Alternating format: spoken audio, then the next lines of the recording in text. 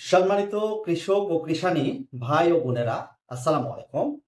হিন্দু ভাইদের আদাব, অন্যান্য জাতির প্রতি রইল আন্তরিক ধন্যবাদ ও শুভেচ্ছা।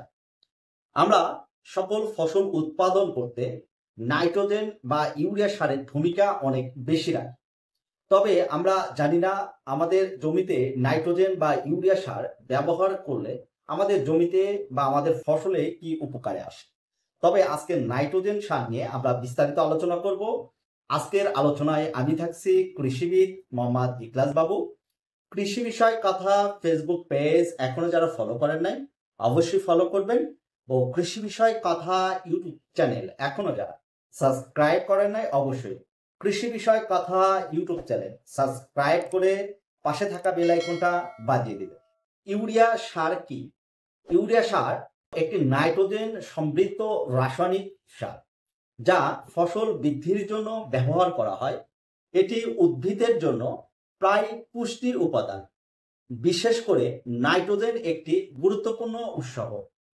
ইউরিয়া সারে 46% নাইট্রোজেন থাকে, যা উদ্ভিদের পাতা, কাণ্ড ও শিকড় বৃদ্ধিতে সহায়তা করে।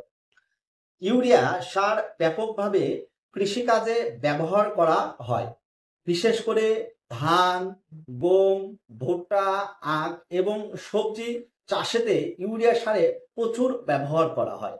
ইউরিয়া সারের উপকারিতা উদ্ভিদের সবুজ পাতা তৈরি করতে সহায়তা করে, ফসল বৃদ্ধি এবং ফলন বাড়াতে সহায়তা করে, গাছের রোগ প্রতিরোধ ক্ষমতা বাড়িয়ে তোলে। তাই আমরা ইউরিয়া সার যে সময় ব্যবহার করব, ব্যবহার করার পূর্বে মাটি উর্বরতা এবং ফসলের ফলনের চাহিদা অনুযায়ী সঠিক পরিমাণে আমাদের প্রয়োগ করতে হবে। সাধারণত ইউরিয়া সার প্রয়োগের জন্য সেচ চাষের সময় এবং ফসল বৃদ্ধি বিভিন্ন পর্যায়ক্রমে আমাদের কিন্তু ইউরিয়া সার ব্যবহার করতে হয়। তাই আমার চাষি ভাইদেরকে বলবো, যে কোনো ফসল উৎপাদন করতে আমাদের ইউরিয়া সারের ভূমিকা অত্যন্ত গুরুত্বপূর্ণ।